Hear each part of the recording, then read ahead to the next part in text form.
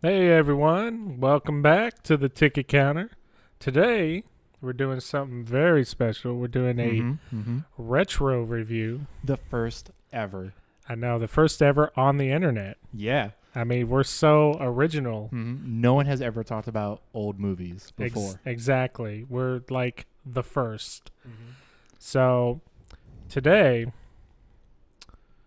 I wanted actually let me update you on the channel. Yeah? Actually, we're up to 7 subscribers. 7 subscribers. I know. Here comes that Shouldn't- 50 million. I'm Shouldn't telling do that you. right into the microphone. But No, it's okay. You're excited. woo. Whoa. Yeah, I know, right? Are you having fun? This is our 5th review, I think. Are you enjoying it? Yeah. Are you sick of it yet? No, not No? quite sick of it. No. Not quite sick of it?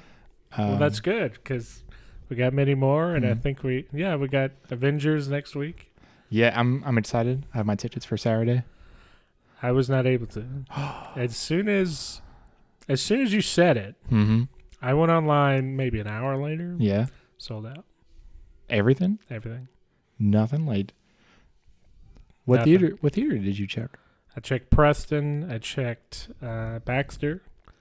Baxter fills up quick Yeah. because it's such a small theater. And then I checked Stony Brook. But then I was like, I hate Stony Brook, so I didn't go there. Why? Well, that's where I got mine. Oh, yeah?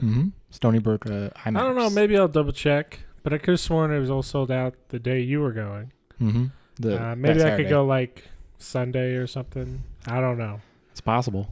But that's coming up next week or maybe the week after. We don't know. We'll probably be a little late on it. Yeah. I mean, it's not like our 7 subscribers are going to be like, oh, shit, the Ticket Counter got a new review on the Avengers. It's not like the other billion of them that we can. How will I know if I want to see it or not? Exactly. They need a trusted source. Us too, you know. But today, we wanted to do something special. We wanted to go back to some of our favorite movies. Today's movie. Well, actually, let me start this podcast. Okay. I ask you, what is a perfect movie to you? We've talked about this before. We have, At but our length. listeners have not heard your answer. They have not. It really depends on how you define a perfect movie. Do you mean just one that I think is perfect? Allow me to kind of. We need sped it up. clarification. Tell me a movie that you think about and you objectively have no flaws with. Like something where that maybe even I am aware of its flaws, but continue to disregard. No. Those are movies that, like Aliens. For me, there's a couple flaws in there. Okay. But I'm talking about a movie that no matter how many times you watch it, you think it's just perfection. That's It's a very difficult question. It is. It really is. I Is there one movie that you're like, no? Even if someone had a legit flaw with it, you'd be like, no, you're wrong. honestly, I think the only one I could go with is Raising Arizona. And Which is a great movie, by the way. That's good. a great choice. Yeah. Yeah. I think I'm a little burnt. I'm a little taken back by that. I'm like, out of all the movies you said Raising Arizona, I'm like, huh, yeah, that's a great movie. Yeah.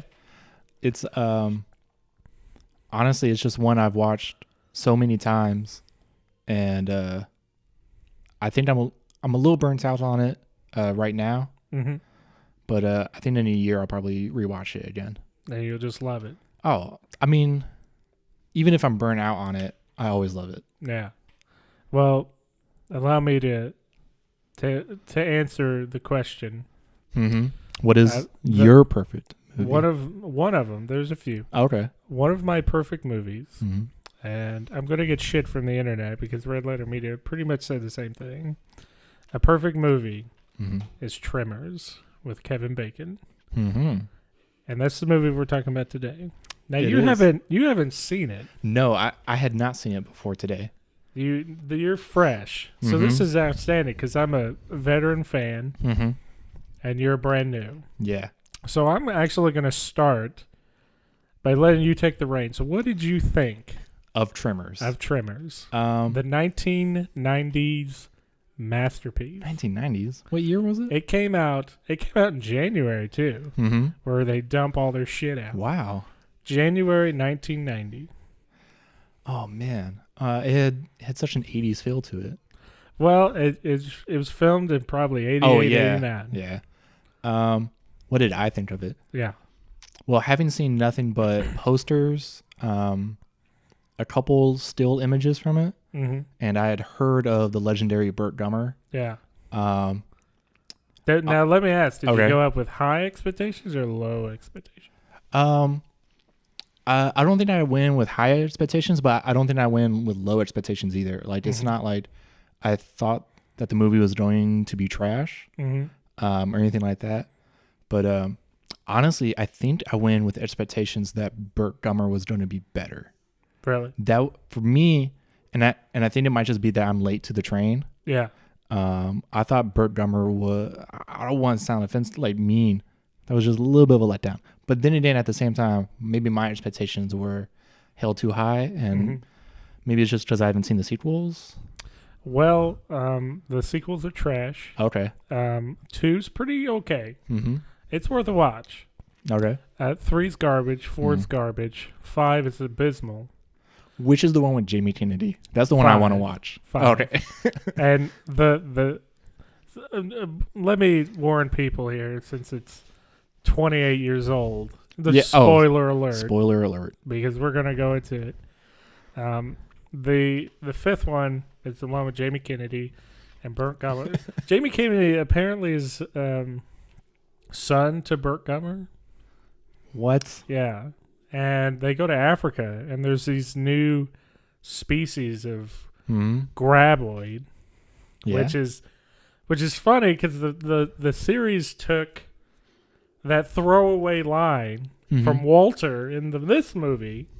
It's literally a punchline, and they were just like, "Well, we're just going to name them graboids," and I'm like, "Okay, well, you already fucked it up with the series because that's a stupid name." But whatever, they went with it. So you mean to tell me that in Tremors 2 they don't refer to them as graboids a lot? They refer to them as graboids, but they transform. Okay, into like the worms transform into two-legged like versions of them. Yeah, I've seen those. And they call them ass blasters, I think. And this is No. I'm wrong. Okay. They just walk around, I think. I'm not sure if they fly yet until 3. Then they call them ass blasters. Do you see how this is like? It devolves really fast. Very quickly. 2's kind of fun. It's still got Burt Gummer and I think Ed Ward in there. I can't remember. Ed or Fred? Oh, Fred Ward. Excuse me. Brain fart. I apologize. You were missing 2 letters. Yeah, I was. So to go from and what the beauty of this movie is that it's an accidental masterpiece. I know people will look at it and just be like, "Oh, it's just a monster movie," but you got to think about when you make a movie, does everything fit in place? And this movie, absolutely, everything fits in place. Every character is the right role, cast it correctly. The story's really good. Yeah. It's simple. But straightforward. It's straightforward. The characters are interesting. I like them.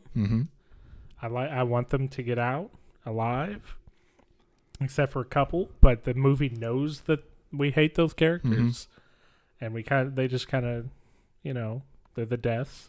Like the lanky guy.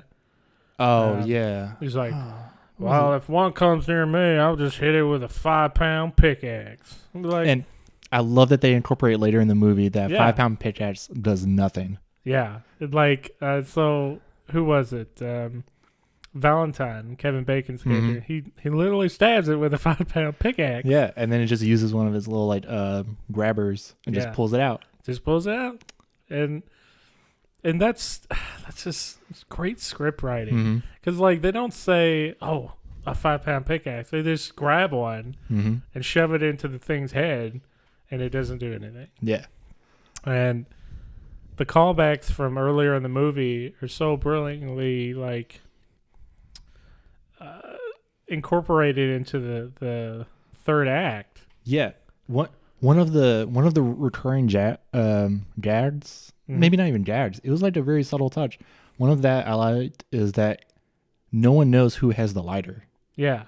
Like in the very beginning of the movie, when they first light up their Marlboro cigarettes, they're both patting down to find out who has the lighter, and Kevin Bacon has it. And then later, when they're lighting the dynamite, it's like, who has it again? Yeah. I think Fred Ward had it. Yeah, he had it the second time. And then ooh. Oh, you fucking it up. I am. And then Rhonda has it at the very end. Yeah, there's just subtle things like that. And it's so well put together. And people look at it and just see a monster movie. But as someone who watches a lot of movies, and don't get me wrong, I'm not a film critic. Like I told you, I was like, I want this show to be kind of like if two guys were standing in a Blockbuster and just going down the aisles talking about movies. Yeah. You know, like, that's kind of what I wanted. But the thing is, this movie, if you were like in film school and you go, I want to make like a perfect monster movie. This is the example they should show you. This is a fantastic example. And, everything, like I said, fits in place. The cinematography is great. Oh, my God. The area they're in is, like, isolated.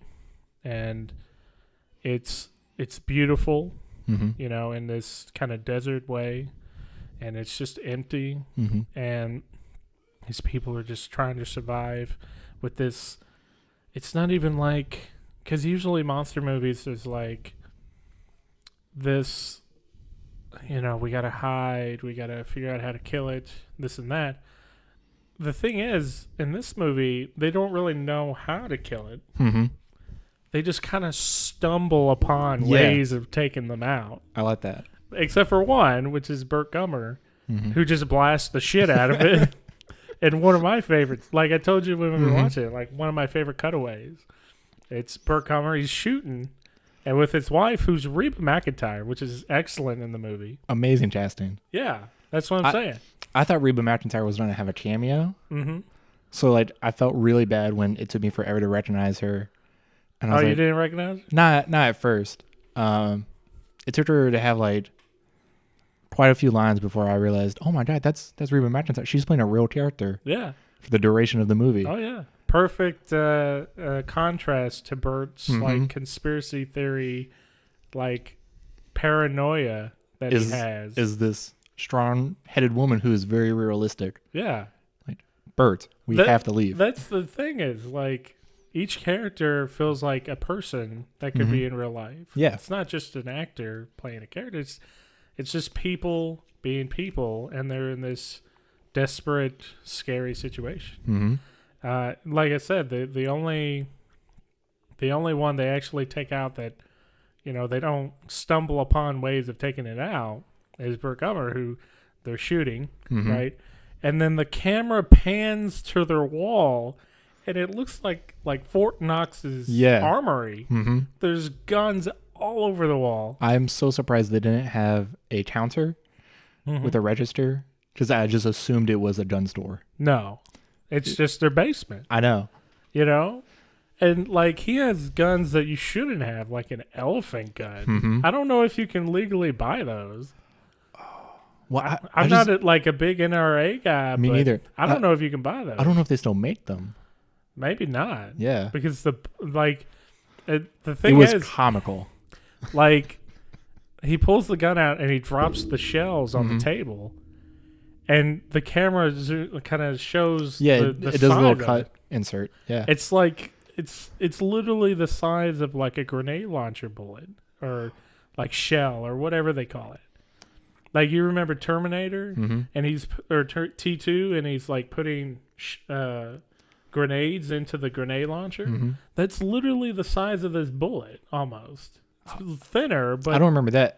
When I saw them, I was like, "That's a fucking Snickers bar." yeah, it's like That's huge. a king size Snickers bar that they're putting into that. Yeah, two of them, and like they even emphasize the power of it because Reba's like been firing weapons like shotguns and guns, and that's the only one she covers her ears on. Yeah, right. She's like, oh, damn, you know, but man, that did it too, boy. That thing just like, it blew it out from the inside. yeah, it fucked that graboid up, boy. And it sucks I have to call them graboids because that's what the franchise went with. I'm like, well, okay, whatever. Well, in this movie, you can see where it was a throwaway line. Yeah. And then, like the Kessel Run and Solo coming this Memorial Day. Whoop, whoop. Whoop, whoop. And I had an argument about that. Just a little side thing. I was online and I was talking about it. So I was like, yeah, it looks pretty cool. I'll wait and see. I just don't understand why they're probably going to take a throwaway line from Star Wars The Last Hope and make a whole movie about it. And I got kind of jumped on a bit. Like, is that a throwaway line? That's, this and that. I'm like, it's a throwaway line, dude. Like, it's just, he's like, oh, it's really fast. It made the Kessel Run in 12 parsecs or whatever. I'm not a big Star Wars guy. I love the first three movies. Yeah. But, like, if I'm saying it wrong, I apologize to the viewers. No, I'm pretty sure it's Kessel Run. Is it Kessel Run? Yeah. So. You didn't like the movie based on Mini Bothans died for this information? No. Because we knew they were going to get that information. And everyone died. Oh, spoilers. Sorry. Yes. Oops. The movie was boring. I like the movie that they showed the trailer for. And then I went and saw the movie and they cut out all the best parts. That is perfect. That is the perfect way to describe that movie. I love the movie they cut the trailer for. Yeah. And then you go to the movies and then all the great scenes in the trailer are not in that. Yeah. The scene where she's in there being interrogated by the rebel base that rescued her from the prison transport. And in the trailer, she's like, well, you want to rebel, don't you? Loved it. Oh, you mean when she's like... she's at that shitty... We're rebellion? Oh, yeah. So we rebel? Yes. That's the line. And I loved it. Like, hairs on the back of my neck stood up. I was like, this is perfect. Yeah. And then there's also a scene where she's on top of... And the TIE Fighter comes up. And I was like... yeah. And none of that was in the movie. So they played it safe. But anyway, throwaway line. Graboid. Oh, yeah. Yeah. If we go into Star Wars, man, I got a lot of problems another with 2 Star hours. Wars. Excuse me. So, like, man, I could just sit here and talk about this movie. Everything's so perfect in it, in my opinion. And I know a lot of people are probably going to think that, oh, you just watched Red Letter Media. Oh, let me give you some context. Okay. Red Letter Media, they're great, absolute great. Movie review, they do like terrible fucking movies. Even some of my favorite movies that are just god awful, like Samurai Cop, The Miami Connection. I'll have to take you through those one day. Okay. They're masterpieces. I found on Red Letter Media. Okay. And they did a review. It's review. Oh, okay. Yeah. I see what Tremors, they did there. And they were basically like, it's a perfect movie. But the thing is, I grew up with this movie, and like I remember it came out. Let's see, I was 3 when it came out. I was 10 when I first watched it. Okay. I remember a buddy of mine was like, "Hey man, you want to watch a movie?" I was over at his house. We were just chilling, and he was like, "We're gonna watch Tremors." And I'm like, "What the fuck is Tremors?" I didn't say what the fuck. I was 10, but What So we sat down. What the HE double hockey sticks is Tremors. What the gosh golly is Tremors? Is this a movie? And after I watched it, I was a cowboy for like a month. Oh, I was definitely a ninja for at least 2 months after I watched Teenage Mutant Ninja Turtles. Hell yeah. I think everybody was. Like, I got to the point where I took athletic socks, the long ones, Mm-hmm. and because I was a little kid and it could wrap around my head, and that's what I did. That's and fantastic. tied in the back, and then I would take other socks and then just There you go. swing them.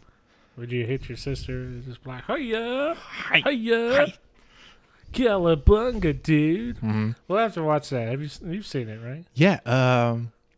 Oh man, I think I remember the first one super well, Mm-hmm. and then I remember the third one with Secret of the Ooze. No, that's the second one.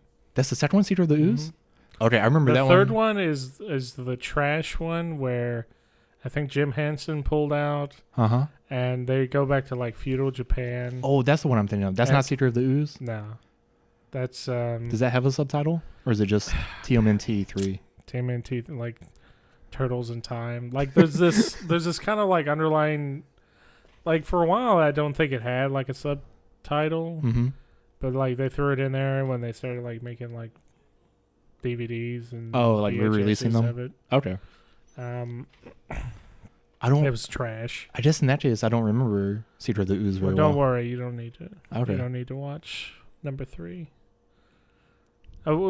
Which one are you talking about? Like, describe it to me Okay. a little bit. So I remember the first one very well with the Foot Clan and Shredder. Mm-hmm. Just the classic TMNT storyline. Mm-hmm. And then I remember, I'm guessing it was the third one with feudal Japan. Yeah. I'm remembering that one really well. I might need to take you through the second one then. Yeah. That one, I Because that one's trash. have no idea what the plot is for that one. Exactly, because it's trash. Oh. I'm not even good. I'm so offended by that movie. Not that you brought it up. Mhm. Not at all. But when you were a kid and you Mhm. watched Teenage Mutant Ninja Turtles 3, you're just crushed. Because the bad guy's like this white guy Mm-hmm. named like, I can't even, he's like this Spaniard guy, Mm-hmm. and that's it. He's in feudal Japan? Yeah. Wow, I do not. He was like trading with the Japanese I or do something. not remember that. And he's like the bad guy, and he's like Jafar to the, like this emperor of Japan, Oh. and he so trash. I might need to take you through it again just to be like, see, it's trash. Just a marathon of 1, 2, Yeah. 3. I'd love that. But let's get back.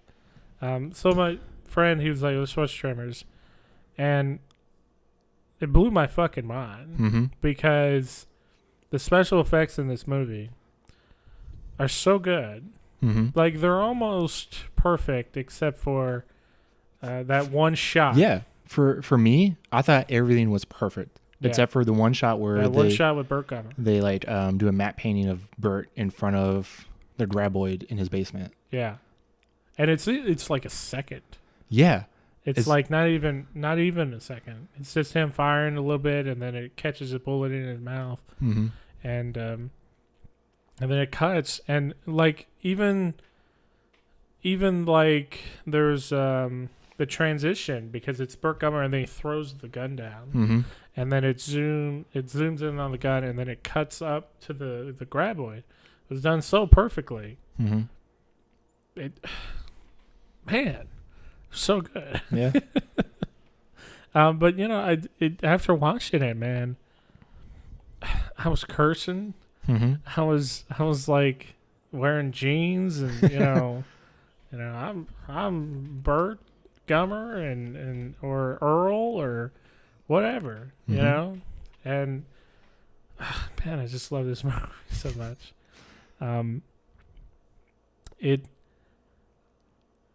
It really was probably one of the best B movies. Mm-hmm. Because it is kind of a B movie. Yeah. I'm not going to sit here and be like it's Shakespeare. It's because it's not. But it's one of the best B movies I've ever seen, bar none. Mm-hmm. And man, I could just go on and on. Like, every character is perfect. Let me ask, what was your favorite character in that movie? Oh, favorite. Oh man. It's kind of hard. Yeah, like they're all pretty I likable. really like Val. Kevin Bacon kills it as Val because it doesn't. Maybe it's just because it doesn't feel like the Kevin Bacon I know. Mm-hmm. It really feels like a different Kevin Bacon. Well, that's the joy of it. Yeah. Yeah. And I had seen Fred Ward in a bunch of stuff, but usually not as the lead. Mm-hmm. So it was really nice to see that, and I thought he killed it as Earl. The chemistry. Yeah. Was so perfect Mm-hmm.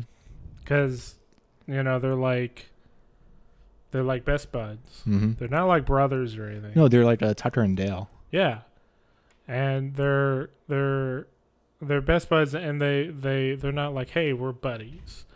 We're like, hey, you fucking stupid ass. Yeah, retard. I think the only flaw I could find in the whole movie is the one shot where it's Bert in front of the graboid. See, that's such a minuscule thing. Mm-hmm. I write it off. Yeah. I know that's kind of biased, but I just write that off. Yeah, and plus, like, it's also just a representation of the time. Yeah. And so that the someone at editing didn't have their coffee. Well, that's all that was. Honestly, it was just like they just didn't feel confident enough to just not use that shot. Like, they probably put time and money into that shot, but then just wait. The computer trouble. Oh no. Yeah. They put time and money into that shot, mm-hmm. and then they probably felt like they had to use it. Like, they spent all the effort to do the matte work on it. Yeah. So they were like, well, might as well put it in the movie. Yeah, and it's when VHS come out, like you probably didn't even notice. Oh no, yeah. Watching it on Blu-ray was very glaring. Which looks great, though. Oh, everything else looked amazing. That's the testament to the movie. It's like they put it on Blu-ray and they cleaned it up, and it still looks great. Like, it's not dated at all. Well, the joy of it is that everything was done practically. Yeah. Like, no blue screens, no green screens. Yeah. It was a bunch of guys, they're with miniatures and puppets. Miniatures, puppets. They probably had some kind of air system to like fling up boards from the town store, when it's like going under the store and it's like, oh my god, that killed me. And it was like the piano. Yeah. Like, you imagine the mouse inside of the piano and you see the keys like flop up. Yeah. That was amazing. Oh yeah. And they then don't do it like that no more, man.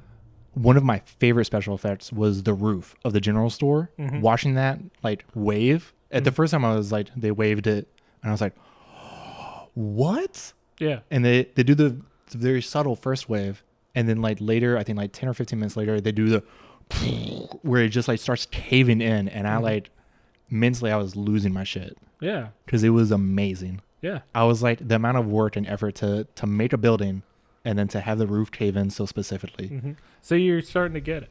Yeah. You're starting to feel it. The amount of work put into this movie is amazing. Because there's other, well, even the matte back then wasn't easy to do. But like all the work and stuff put into it is just, it shows. Yeah. No shortcuts. Shot on location in desert country. Everybody's sweating their balls off. Oh my god. I'm sure there were plenty of tents and umbrellas right behind the camera. Oh yeah. But even then, so there was the matte scene, the matte shot, because it was a split second shot. And then the only other thing I could think of was at the very beginning of the movie when it felt like Earl said Valentine's name, like maybe like one or two too many times. It just felt like he was saying it over and over and over. But well, I felt that's kind of necessary to. Well, not even like necessary, but I think it wasn't more of like he's saying his name as his name. A curse? But almost like like a curse. Valentine. Like, damn it, Valentine. Stupid Valentine. Like that. Yeah. You could probably, that's probably a good case. They wanted to let people know what the name was, but I think it was more of like if I am chilling with my buddy Kyle, I'll be like, damn it, Kyle, The hell's wrong with you? Yeah. You know? Mm-hmm. It's not, I don't think it was, more than that. Yeah. I don't think it was like deliberately to like make fit, because this movie doesn't treat the audience like an idiot. No. And, I think when movies do that, what you're talking about, Yeah. they're treating people like an idiot. Like, oh, your name is such and such and you're a doctor? Oh, well, that'll play in the movie later. Mm-hmm. So, I mean, that could be me just being like, no, there's no flaws in this movie. But, there's probably a case for that. But well, and I mean, like, maybe I should emphasize that this is literally just a nitpick. Yeah. This is I know. minor nitpick. The thing is, when a movie's done this well, the only thing you can do is nitpick it. Yeah. I mean, there's no gaping holes in this because it's. I mean, the only thing you could probably be like, well, where the graboids come from? Where they come? Well, I don't care where the fuck they come from. I want them blown up and pumpkin all over the fucking desert. No, like, even when you think about the plot hole, like, because there are no plot holes, it's so tightly written where it takes place in a valley. Mm-hmm. So you either have mountains to your left or mountains to your right. Yeah. And then you have. Burke even says, it's like, we came out here for geological isolation. Yeah. And it's perfect because, like, at the very first shot, they established that within the valley is also a huge cliff in between the two mountain ranges. Yeah. And then, so they show you that. Which is, it's one of my favorite scenes. Yeah. It's like the very beginning, because it gets you. It gets you in that mindset. Yeah. Yeah, it gets you invested. Like, this is, basically Marlboro country. Mm-hmm. And there's monsters. Yeah. And I love that so much. It was a great introduction. Because, like Earl and, like I said, the chemistry between Earl and Valentine are so good that, like, when I watch it over, like, I watch it probably once every year, maybe 2 years. Every time I watch it, it's like seeing old friends, you know? So I love that opening scene. Maybe, I think that's how I feel about Raising Arizona, when you see John Goodman and William Forsythe, and as the two prison inmates who break out. Yeah. And their dynamic is just, I think that's the same thing for me. That's what I'm saying. We released ourselves on our own recognizance. Yeah. Damn it, Valentine. Yeah. You got to have a plan. And that's, you always got to have a plan, Anthony. Get a plan. And I love that. They reference that twice, and then the third time they reference it is the very end when it plays back. Oh, the Stampede? Yeah. Well, it's the rule of threes. Well, actually, they play the Stampede, I guess, is just a twofer. Well, which one are you talking about? I'm talking about Earl trying to teach Valentine that you should always think ahead. Yeah. And then, so he makes that. Well, throughout the movie, he's like, "Here's the plan." Yeah. Right. But you're right, because like, then his Valentine he's trying to teach Valentine like, "Hey, always be prepared," which he's never prepared, which wins him the day. Yeah. Actually, so it's a beautiful balance. Oh, it is.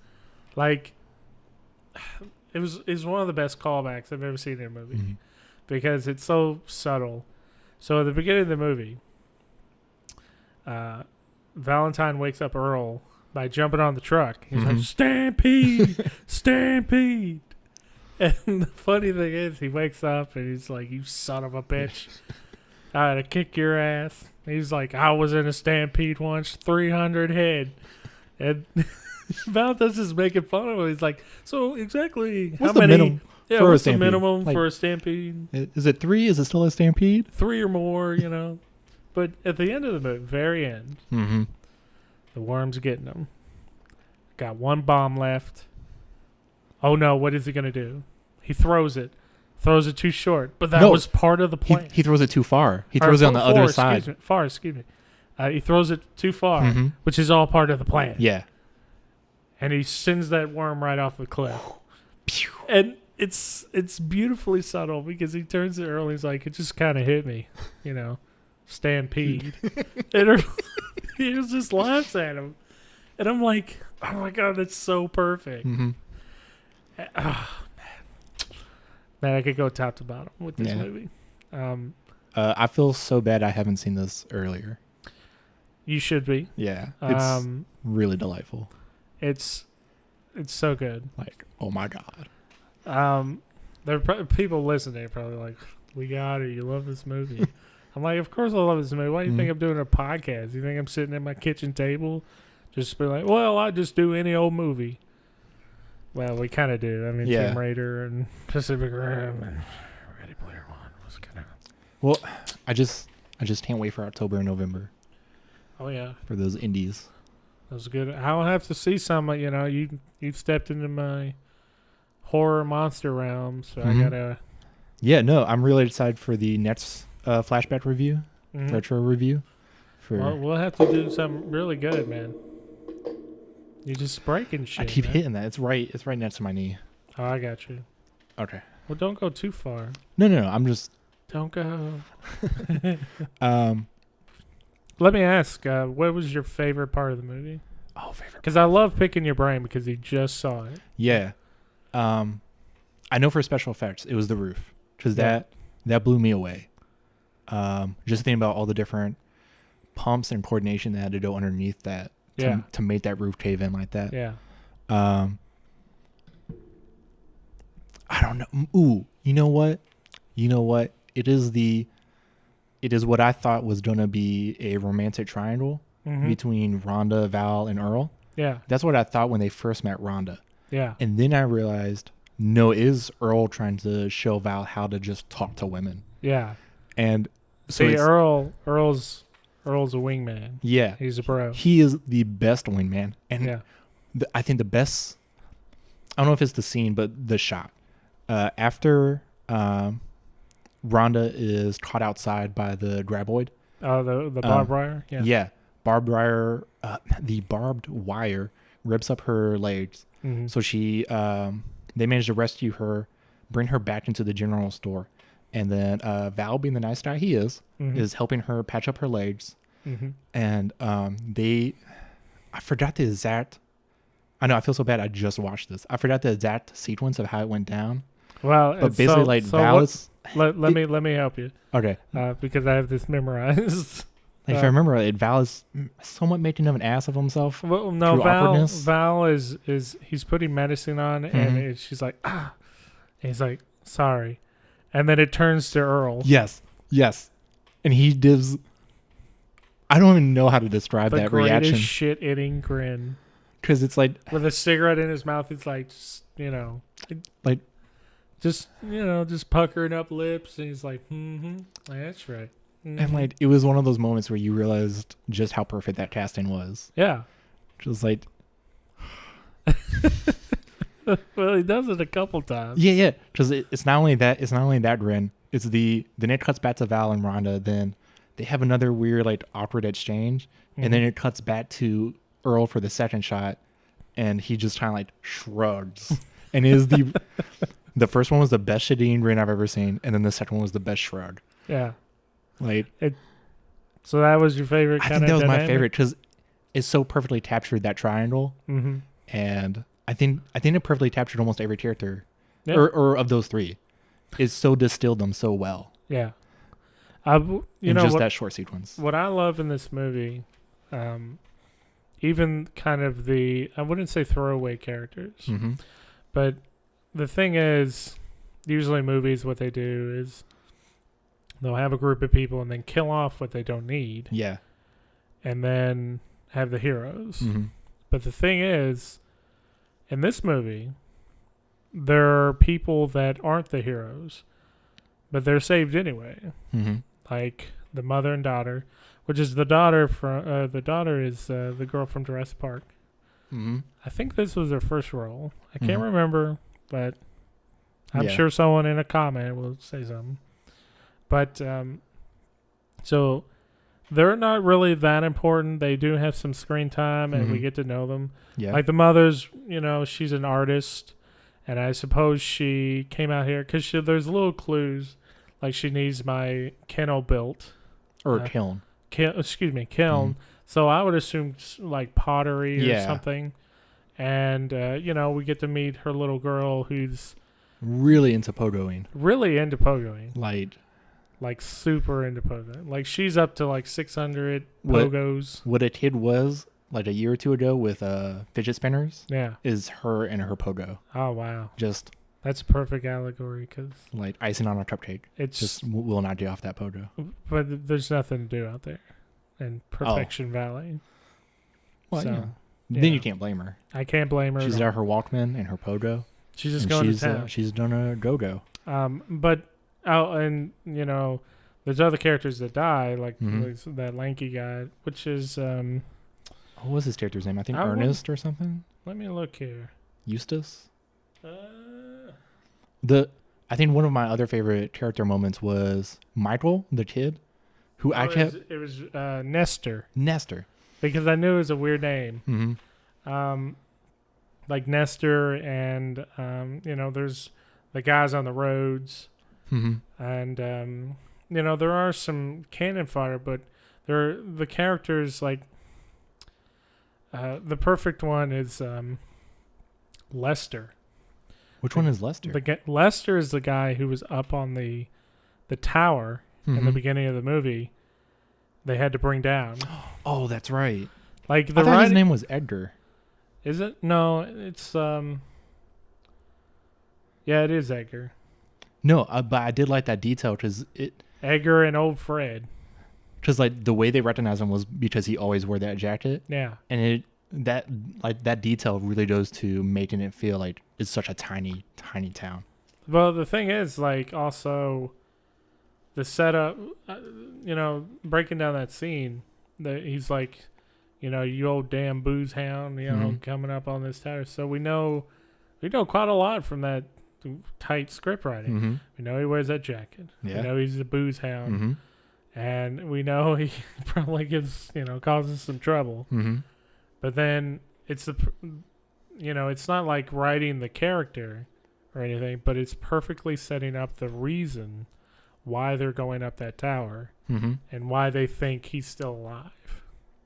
And then we realize, oh shit, he's dead. Mm-hmm. He's got a Winchester in his hand. Which is just very well written script, because then the only doctor in the town or even in the area then comes to check it out, and he explains that no, that guy died of thirst. He just stayed up there voluntarily. Yeah. Which of course adds to the mystery. Mm-hmm. What is going on in Perfection? Yeah. And then introduces the doctor, who they didn't see later. Yeah. It all ties back in. And it's such a tight script. It all fits together, like I said, perfectly. Yeah. Old Fred, we see him get sucked under with a sheep, and then the reveal is where, like, there's something really bad going on. Mm-hmm. And, like, of course, us as audience members, I mean, we've seen the posters. We kind of know that subterranean monsters are sucking people down. Yeah. But what I love was watching the characters react where, because only... Well, the thing is, back in 1990, the poster you see with the thing under the ground... excuse me, I'm sleepy. Too many graboids. I don't think that's the poster they showed in the theater. Okay. So I think it was a big mystery. Okay. To everyone, and then they went to see it. Huh. Oh, well, I mean, as a person who kind of knew it was graboids. I mean, it's 28 years old. Yeah. We know what's going on, but I would have loved to have seen it in the theater. When just cold, no trailer, no poster. Yeah. But what I loved was watching then Val and Earl drive away, and then stop into the construction workers and be like, "There's someone murdering people here, cutting off heads." Cutting fucking heads off, man. He's crazy. And I was like, that's pretty funny. Because, like, we know that the rest of his body has been chewed up by the graboid under the ground, but they only saw from the chin up. Yeah. And I thought that was very funny. Yeah, because I wouldn't stick around to dig up the body, because it wouldn't be a very long dig. No. And I also love, like, the urgency. Because, like, Bert and Earl, they're leaving the town. They're sick of this kind of work. They're sick of being here. They want to go, like, bigger, better things. But, like, I feel that there's kind of this family-oriented kind of relationship with everyone in the town. Yeah. Like old Fred down there, like they might, have an issue with him, but I think they all kind of like look out for each other. Yeah, like they went out of their way to kind of like return Fred's body, or not Fred, Edgar's body from the tower. Mm-hmm. And also, like, you see him just, like, they're driving along and they're like, what the hell? And he stops that truck. I don't even think he takes it out of, like, neutral. I think he just stops it and just hops out. Doesn't even close the door. He just runs over there.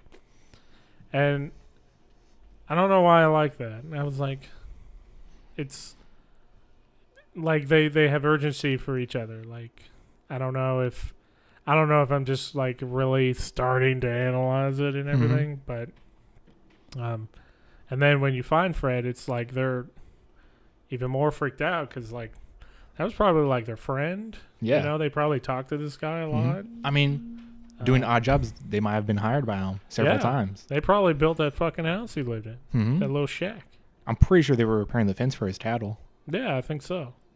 So, to see that going on, you'd be just as freaked out as Earl was to doing those construction workers. And what I love is like he's pulling our chain. Oh yeah. I'm like, I would kind of have the same reaction. Yeah. Like because he doesn't like stop, turn off his truck and tell him, hey, we found a dead body over here. It is just drive by, just yelling. Pump on the brakes real quick, shout out the window. Yeah. There was a murderer loose. Yeah. Drive away. Yeah. He's cutting freaking heads off, man. You some psycho, man. Like, if you're like, go on, dude. Get out of here. Kids these days. And, what I love is, like, the two workers. One just keeps jackhammering away. But the other one, he like, picks up, like, a crowbar. He's just, like, looking around. He's like, yeah, that motherfucker comes, We'll be ready. Surprise, surprise, It's such a great way to reveal. Because, like, if you went in cold, you wouldn't know these things are under the ground, really. Yeah. Until old Fred. But, like, you don't really, like, you see it and he's like, well, he got sucked underground. Shit. But then, like. Well, even then, even the Fred scene, they don't show him going underground. They just show him standing, and then it's shot from, I think, his maybe high chest up. And then you see him just get pulled out of frame. Yeah.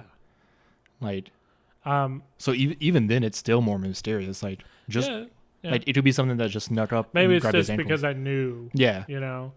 But like, if you're like, basically the big reveal of like, there's something under the ground as he's jackhammering away, and then he's like, his thing just drops down, and just like this orange blood comes up, and he's like, this terrible squeal.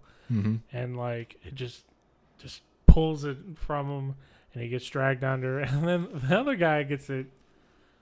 Probably the best death in the movie in terms of like horribleness. Yeah, I would rather be crushed by rocks than digested by a giant worm.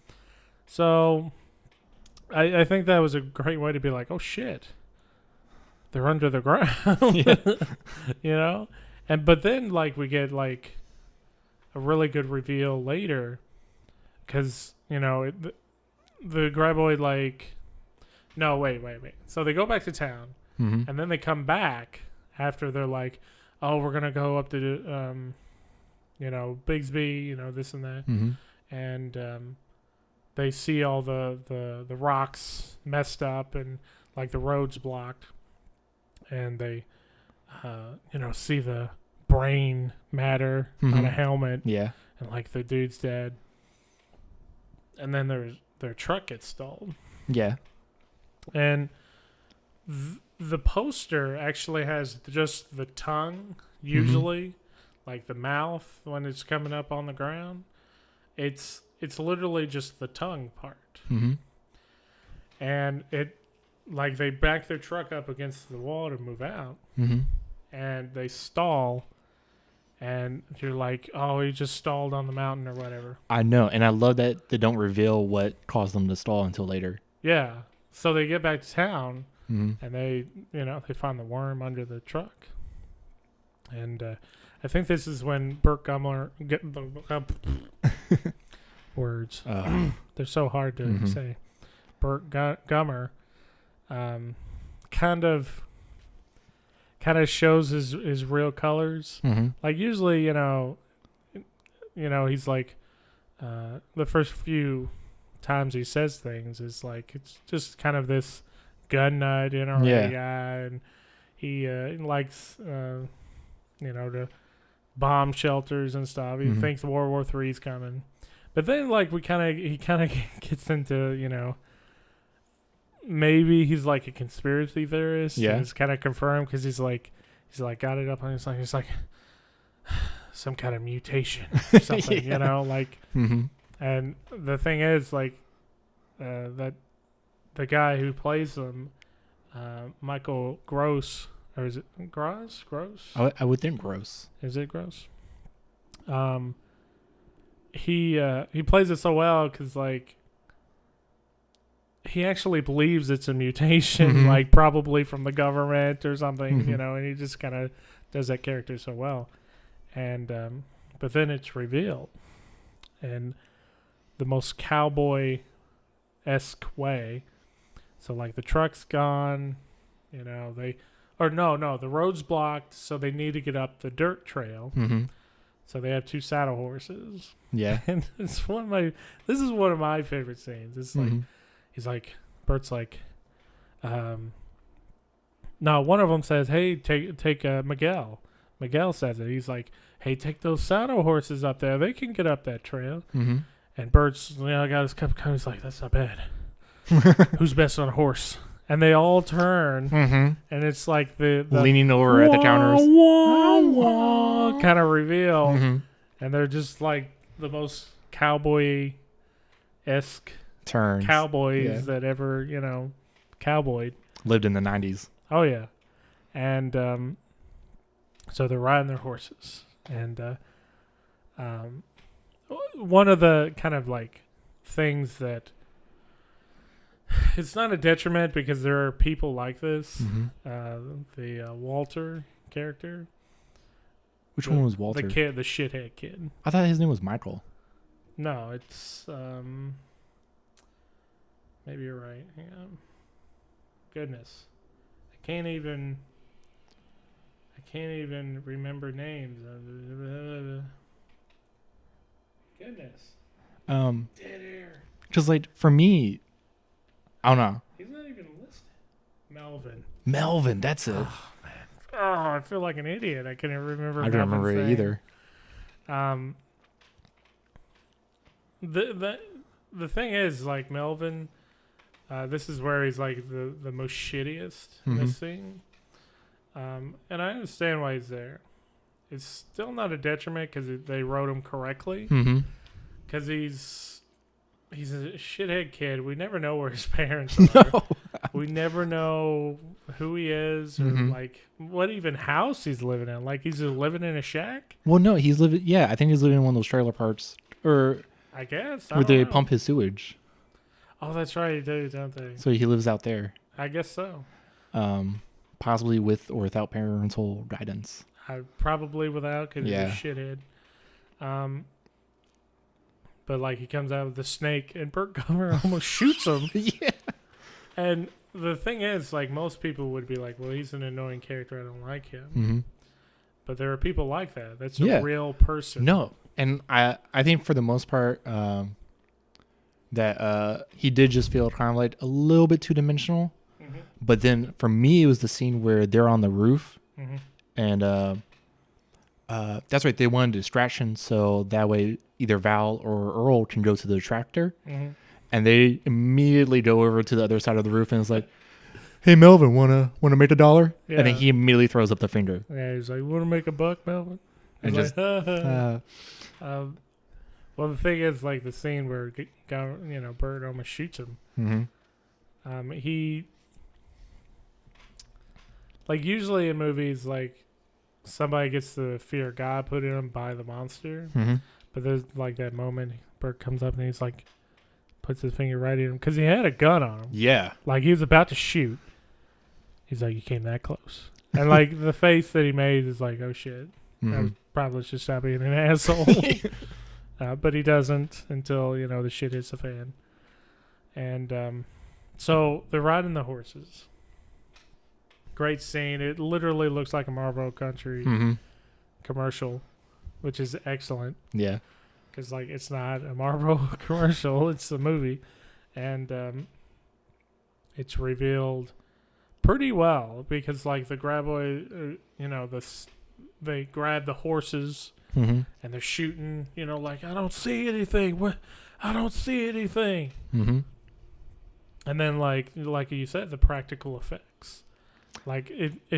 This was the turning point because, up to that point, it had only just been, kind of little snakes. Yeah. And then when you see the entire full length of the creature underneath all the dirt, yeah, I was like, holy shit. Yeah. It comes up, and he even says, man, there must be 1 million of them. And he's like, nope, just one. And it's comes out, and it's just giant.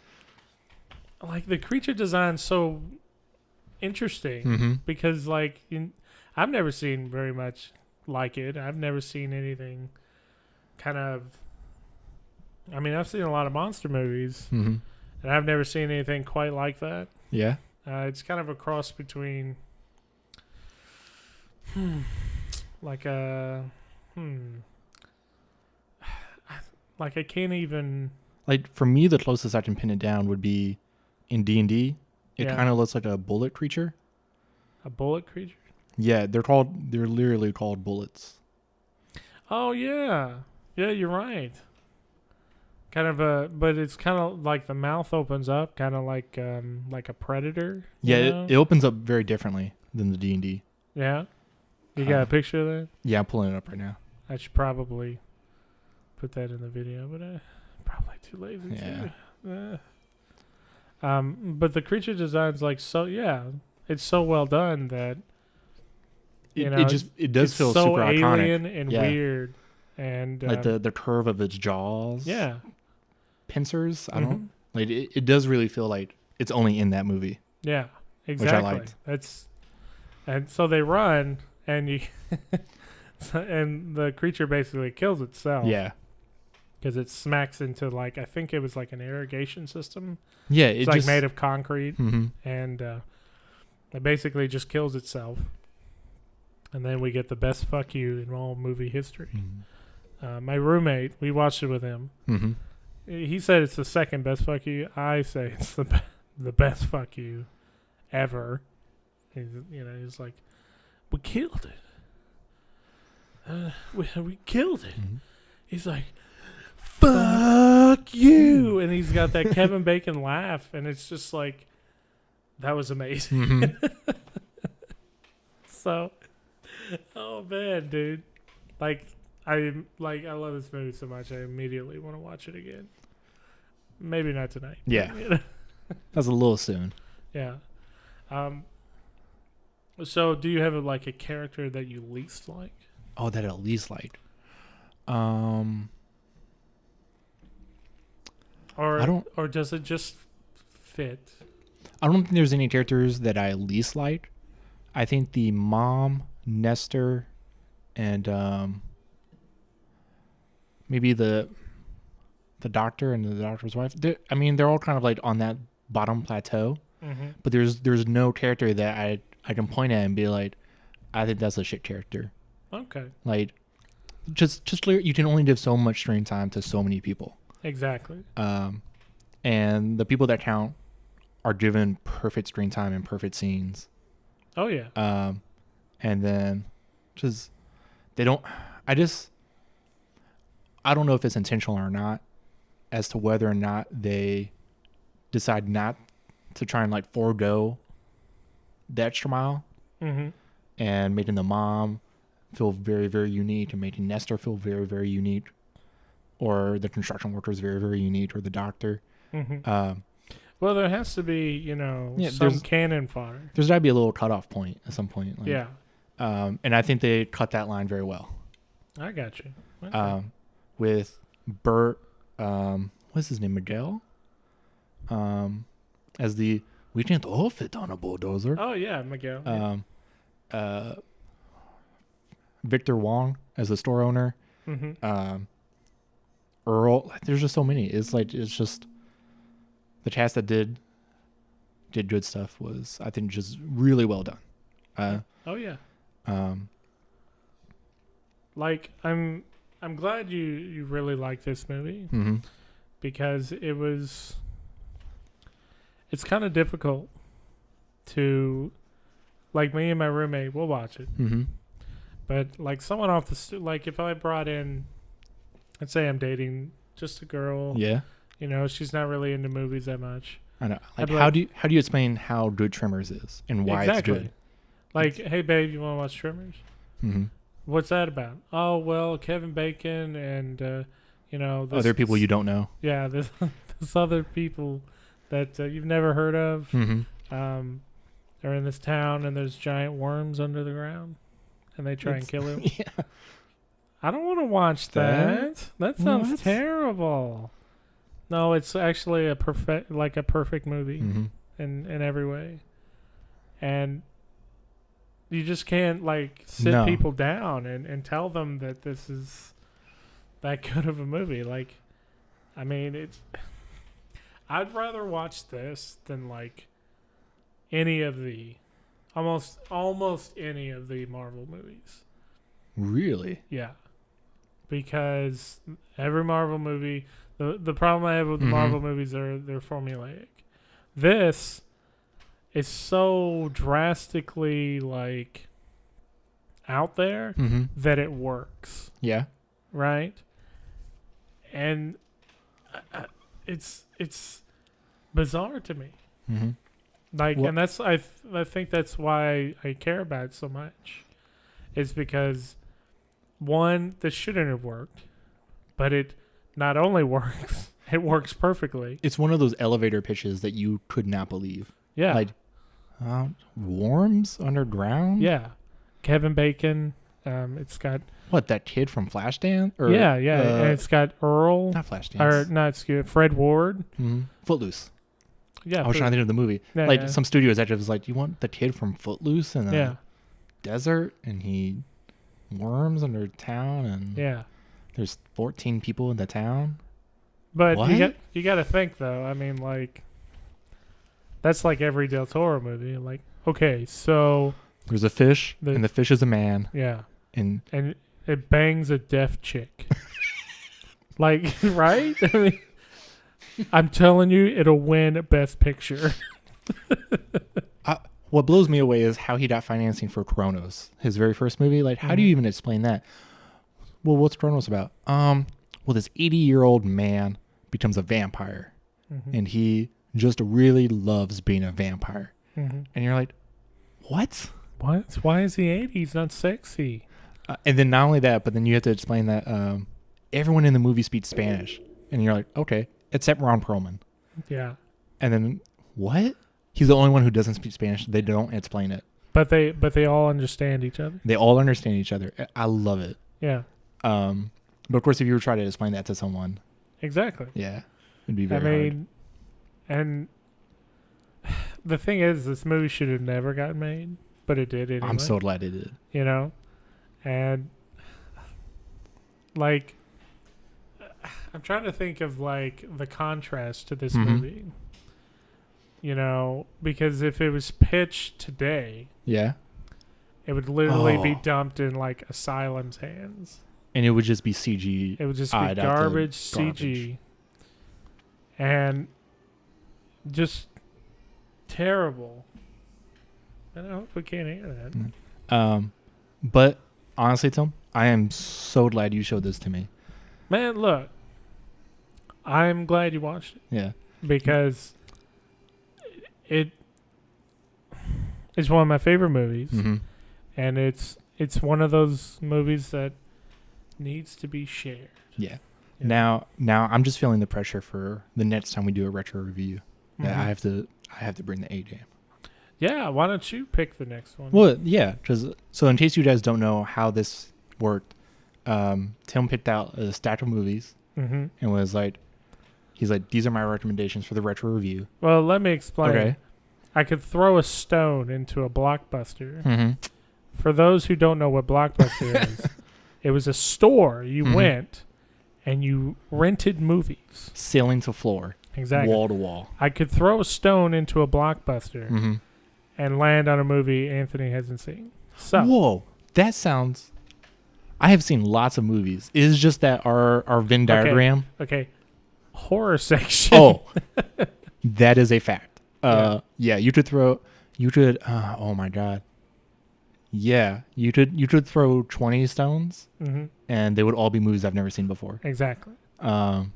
So I was like, why don't you come to the dark side? Yeah. And we'll watch some good movies. So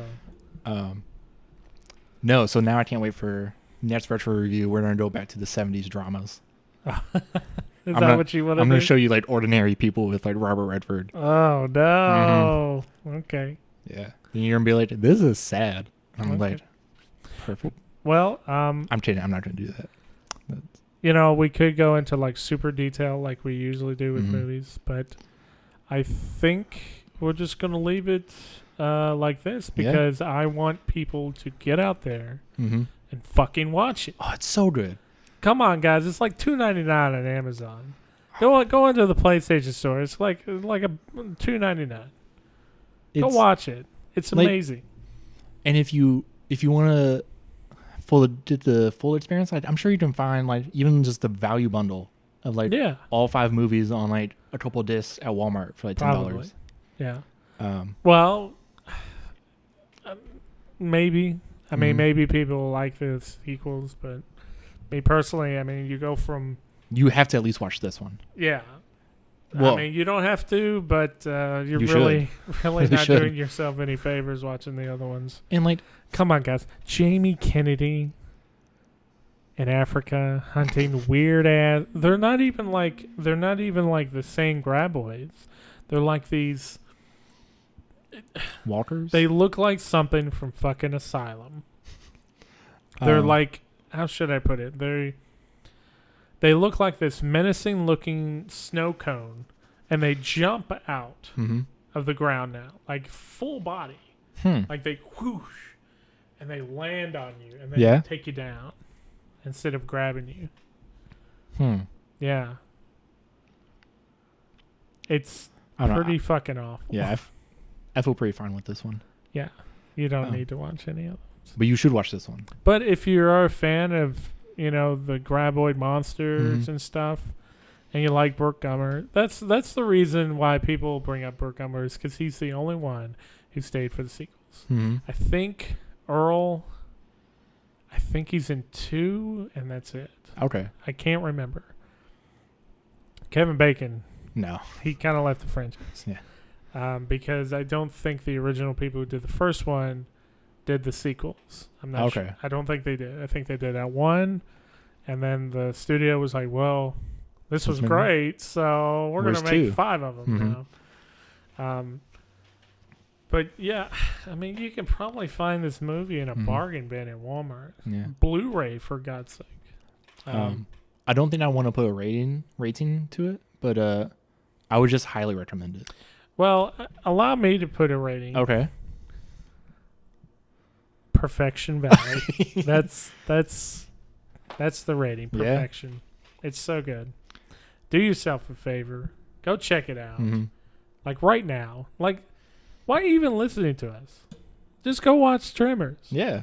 So good. Even if you've never seen it before and you made it this far and we spoiled everything, I am pretty sure you would still enjoy it. Well, that's why I'm not talking about like how they get out, the scenes where like they figure out how to defeat them. Like I said, they stumble upon ways to defeat them. We did some spoilers, but like I said, there's a lot intact that you should check out. Yes. Like how they defeat them, for the most part, is pretty fun. Actually, it's really fun. Actually. One spoiler: it's not with a pickaxe. It's not. Yeah, that's right. It's not with a pickaxe, and it's not with a hatchet that Earl grabs, and he's like, he was going to go beat the shit out of it, but it never happened. Yeah. And just go watch it. Yeah. Closing statements, Anthony. Go ahead, bud. I loved it. I'm so glad you loved it. Yeah. Like, oh, it was fun. You know, Just it was fast. It was fun. pacing was perfect. Special like visual effects were fantastic. Mm-hmm. Or no, they're special effects. Because visual effects is digital. Yeah. But the special effects digital in this so practical, and just very well done. Mm-hmm. Amazing. And that's what helps it hold up after 28 years. Yeah. I highly recommend. Yeah. It's 136 minutes. Yeah. So it it's is not just like super long. No. It's a great time. Mm-hmm. Everything. Now, would you agree with me when, at the beginning of the review, I asked you, what is your perfect movie? Do you believe this is one of those perfect movies? If you disagree with me, I completely understand because I'm a little biased. Taste is subjective. Do I think it's a perfect movie? If this isn't, it's hard to pick out one. But at the same time, like maybe it's not perfect for me. But if you said it was perfect, I can see why. Yeah. For me, that's a good answer. Yeah. For me, though, Raising Arizona feels like it was made for me. That's how perfect it is to me. Like the sense of humor, the sense of pacing and fun, and even the sentimentality at the very end of Raising Arizona feels like it was made just for me. I got you. So that's why me and Raising Arizona clicked. But I have to do a whole podcast about Raising Arizona. But we might do that. Yeah. I don't know, because I want to do a movie you haven't seen before. Okay. For the next retro. Okay. There's plenty, but I watch a lot of movies. Yeah. I'll find one. Okay. But no, highly recommend. Go see it. Absolutely. Absolutely. Well, guys, we appreciate you stopping by, checking out our first ever retro review. We really appreciate the support. Just checking us out. It helps us out, and like, comment, subscribe if you'd like. Hell, if you have suggestions for the next retro review, throw them out. Absolutely. Yeah, maybe it'll be a movie neither of us have seen. Oh, that'd be good. Yeah, I think we should do that. Yeah. Well, guys, we appreciate you listening, and we will see you next time for the Avengers Infinity War. Infinity War. I really hope it's good because Ultron let me know. Yeah. That was supposed to be good. It's from the same directors as Winter Soldier and Civil War. So see, that's a good thing. Yeah. That's a great thing. So we'll have to wait and see. But till next time, guys, thank you for listening. I'm Anthony. I'm Tim. And this is the Digit Counter. Absolutely. Absolutely. We will see you next time. Same bat channel, same bat time. Bye.